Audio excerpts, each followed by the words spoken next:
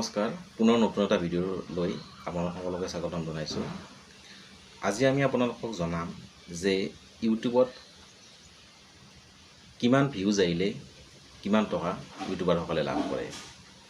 আপোনালোকে জানে যে ইউটিউবত যিমানে বেছি ভিউজ হ'ব সিমানে বেছি টকা পাব, কিন্তু নতুন ইউটিউবাৰবিলাক সকলে যিজন নতুন ইউটিউবাৰ আছে সেইবিলাকে নাজানে যে কিমান ভিউজত কিমান টকা তেওঁলোকে লাভ কৰে। আৰু যিবিলাকে ইউটিউবৰ লগত জড়িত নহয় জাষ্ট জানিব বিচাৰিছে যে ইউটিউবৰ পৰা কিমান ভিউজ আহিলে কিমান টকা ইউটিউবাৰসকলে লাভ কৰে।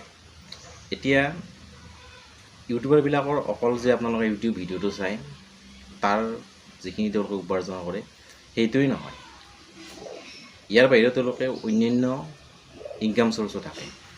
যেনে ধৰক আপোনাৰ স্পনচৰশ্বিপ থাকে। স্পনচৰশ্বিপবিলাক ধৰি লওক কোনোবা কোম্পানীয়ে আপোনাৰ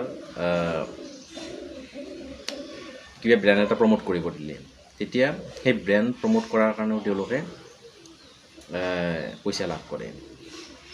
ধৰি ল'লোঁ এজন ইউটিউবাৰৰ যদি মাহিলী উপাৰ্জন 30,000 টকা হয়, তেনেহ'লে তেওঁৰ মান্থলি ইনকাম স্পনচৰশ্বিপ বা অন্যান্য মিলাই 1 লাখতকৈ ওপৰৰ হ'ব। এটা ব্ৰেণ্ড প্ৰমোট কৰাৰ কাৰণে তেওঁলোকে 1 লাখতকৈ বেছি টকা তেওঁলোকে লয়, বহুত ডাঙৰ ইউটিউবাৰবিলাকে। গতিকে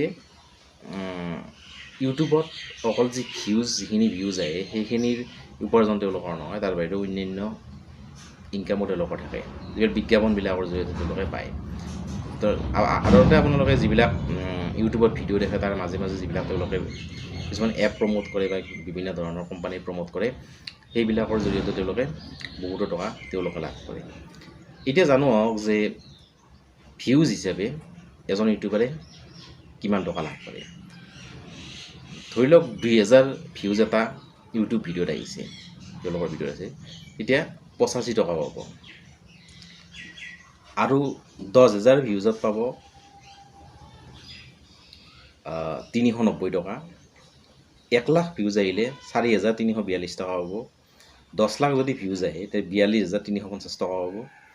1 কোটি যদি ভিউজ আহে তেতিয়া 4.21 লাখ টকা তেওঁলোকে পাব। আৰু 10 কোটি যদি ভিউজ আহে তেনেহ'লে তেওঁ লাভ কৰিব 42.33 লাখ টকা। প্ৰথম কৈছোঁ যে 2000 যদি ভিউজ আহে তেতিয়া 85 টকা পাব, 10,000 যদি ভিউজ আহে 390 টকা পাব, আৰু 1 লাখ যদি ভিউজ আহে এটাত তেনেহ'লে 4,342 টকা পাব। এইখিনি হৈছে যে ইউটিউবত ভিউজ হিচাপে কিমান টকা ইউটিউবাৰবিলাকে লাভ কৰে। পুনৰ এটা নতুন ভিডিঅ' লৈ আকৌ লগ পাম। ধন্যবাদ।